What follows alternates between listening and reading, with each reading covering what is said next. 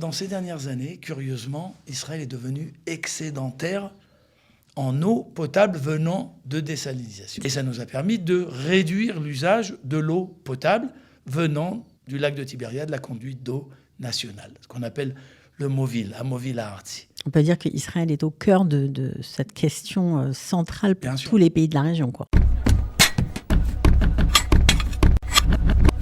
Les problèmes d'écologie en Israël sont assez importants et les solutions sont parfois fascinantes. C'est exactement ce qu'il s'est passé dans la région du lac de Tibériade pour le Nahal Tzalmon, une rivière asséchée en Galilée. Pour en parler, nous avons un guide que vous connaissez bien, Gilles Pérez, spécialiste de la question et qui surtout s'est rendu sur place. Gilles Pérez, bonjour et bienvenue. Bonjour Cathy. Alors, qu'est-ce que c'est que ce Nahal Tzalmon ? Nahal Tzalmon est un lit de rivière qui a un dénivelé assez important et qui descend donc des montagnes de Nazareth vers le lac de Tibériade. Ok, alors... Cet endroit-là a été, comme beaucoup de lits de rivière, ce qu'on appelle des oueds dans la région, asséché pour les besoins de récupération d'eau. Et cette rivière est devenue un lieu un peu abandonné. Sans eau. Complètement asséché ? Oui, quasiment asséché. Pâturage pour des troupeaux de bovins pour viande. C'est des terrains qui appartiennent à des habitants de la région, surtout des Druzes, de la région de Mrar. Et comme vous savez, on a construit donc en Israël la conduite d'eau nationale.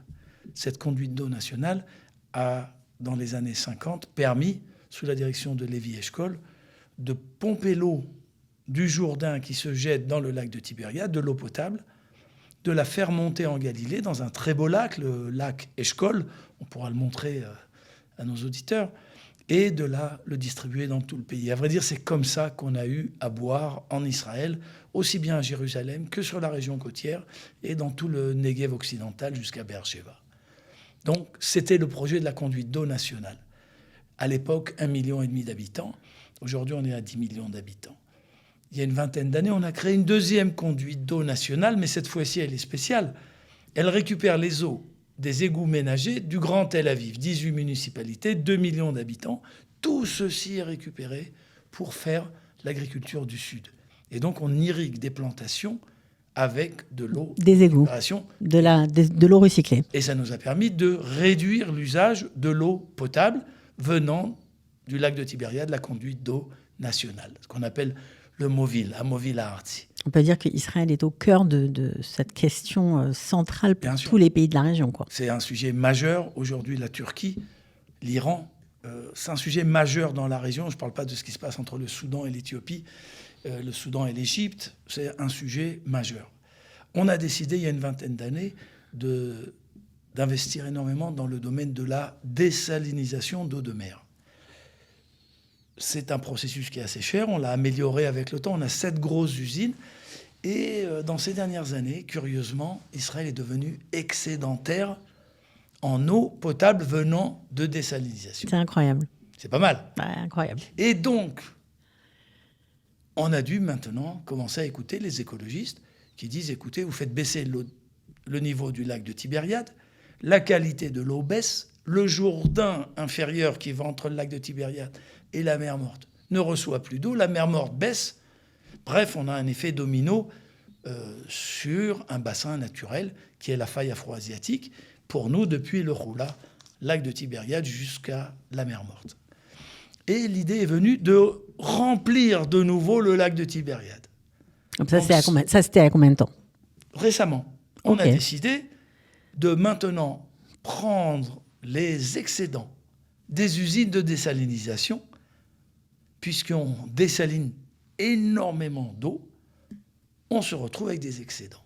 Et les excédents, on fait un projet. On les envoie dans le lac de Tibériade. On les envoie, mais on va faire une pierre deux coups. Ok. Tout d'abord, pour bénéficier du dénivelé et pas avoir à construire des tuyauteries énormes, des infrastructures très chères, on va le jeter dans le lit d'une rivière en hauteur qui elle-même se jette dans le lac de Tibériade. Et par là même, on va pouvoir faire revivre la rivière. Ce lit de rivière qui s'appelle le Tzalmon. Et il va se jeter dans le lac de Tibériade. Donc on aura toute une chaîne écologique qui va redémarrer. Et Alors, qu'est-ce que ça va apporter? C'est extraordinaire. Bah, premièrement, ça fait revivre le salmon.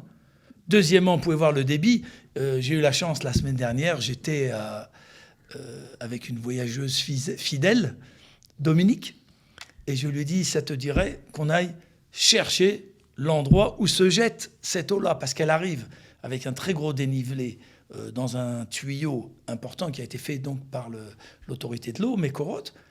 Elle m'a dit OK, donc on a cherché chemin d'accès pour voir si c'était praticable pour des gens qui marchent pas trop, et on l'a trouvé en passant par le kibbutz Rokouk, qui est au bord du lac de Tibériade, au nord de Guinossar. On passe Rokouk, on remonte à travers champs, on descend la vallée et on arrive dans le lit du Tsalmon. Et c'est l'image que vous avez là derrière moi, cette image donc de cette eau. Et c'est la première fois que je vois un lit de rivière. J'ai trempé un verre et j'ai bu. C'est de l'eau potable extraordinaire. Elle est claire, on se croirait en Norvège. Non, c'est fou parce que c'était asséché complètement depuis plus de 50 ans. C'était asséché.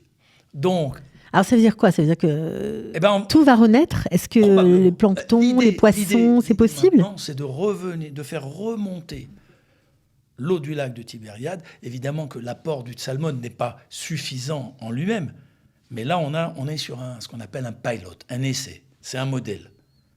Mais la structure est déjà faite, elle fonctionne. Si ça marche bien, et si les écolos et les spécialistes s'aperçoivent qu'il n'y a pas de dégâts particuliers de mettre de l'eau désalinisée dans le lac de Tibériade, puisque c'est quand même un lac d'eau douce, bien sûr, ce qui est le cas de l'eau désalinisée, alors on pourra augmenter cette chose-là et à ce moment-là, faire remonter le niveau du lac de Tibériade. Tout ce sujet dont vous vous rappelez auparavant, vous vous rappelez qu'avant, tous les gens ouvraient le journal, à la dernière page, on regardait la photo du niveau de lac. C'est la chose la plus importante. Est-ce qu'il y a de l'eau dans le lac de Tibériade? Est-ce que je vais avoir de l'eau dans mon robinet? Et aujourd'hui, on a des excédents. Vraiment, là, il y a eu un très beau travail de l'État à tous les échelons pour que ça fonctionne. Les parcs nationaux, l'autorité de l'eau, l'autorité du lac de Tibériade qui s'occupe de rendre tout ceci vivant. Et ça va nous permettre d'avoir un lac à sa hauteur optimale, celle qui nous permet d'avoir une jolie promenade tout autour, puisque maintenant, vous savez qu'on a protégé la zone autour du lac et qu'on a fait cette espèce de chemin du gendarme qui permet à toute personne de marcher n'importe où autour du lac de Tibériade sans être gêné par des propriétés privées. Plus personne ne peut s'approprier les rives le bord du lac. de l'eau. Et donc, c'est un sujet important. Pas mal de combats juridiques qui ont lieu avec différents propriétaires. Mais on y arrive et comme ça, on rend le littoral du lac aux Israéliens, comme on va faire évidemment, comme la loi le prescrit aussi bien au niveau de la Méditerranée que de la mer Rouge. Et peut-être un jour, pourquoi pas, en mer Morte. Voilà, et là, pour l'instant, en tout cas, en faisant un petit tour par le kibbutz Rokouk, c'est possible d'aller voir ce Nahal Tsalmon. On mettra peut-être le chemin pour y accéder, et peut-être même qu'on ira filmer un jour.